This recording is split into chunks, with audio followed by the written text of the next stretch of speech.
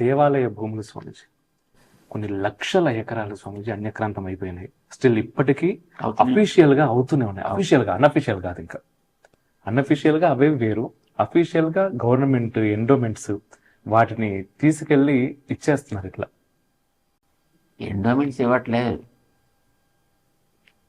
రాజకీయ నాయకులు చీఫ్ మినిస్టర్సే వాళ్ళ చేతుల్లో ఉండేటువంటి ఒక డిపార్ట్మెంట్గా దాన్ని చేసుకోవడం చేత, దాని ఆధీనంలో వీటిని పెట్టడం చేత దేవుడి భూములంటే మా భూములే అని అనుకుని వాళ్ళ ప్రాపకం కోసమని ఆ భూములన్నిటిని కూడా వాళ్ళు అన్యాక్రాంతం చేస్తున్నారు.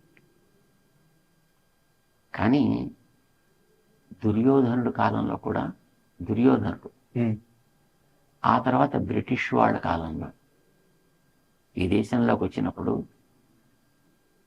ఇన్ని మనం ట్యాక్సెస్ కలెక్ట్ చేయాలి, దేవాలయపు ఆస్తులు తప్ప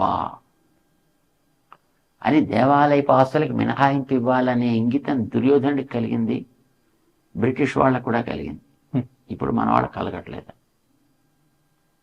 దేవాలయం భూములే మనకి దొరికాయి కనుక మనకి అన్క్లైమ్డ్ ప్రాపర్టీస్ కింద వాటిని భావించి, దేవుడు మైనర్ కనుక వాటిని మా ఇష్టం వచ్చినట్టు మేము వాడుకోవచ్చును కనుక మేము వాటిని మాకు కావాల్సిన వాళ్ళకి ఇచ్చేస్తాం, ఎవరికి కావాలంటే వాళ్ళకి ఇచ్చేస్తాం, ఎలా కావాలంటే వాళ్ళకి ఇచ్చేస్తాం, దానికి కావాల్సినటువంటి ఆర్డర్స్ మేము పాస్ చేసుకుంటాం అని పాస్ చేసుకుని ఇస్తున్నారు.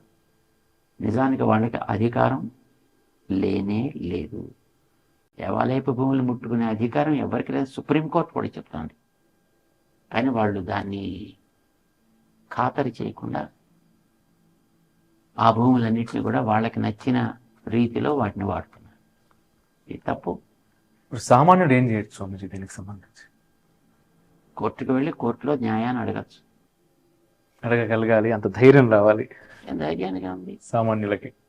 వెళ్ళి ఒక్కొక్క కేసు వేయాలి, అడగాలి.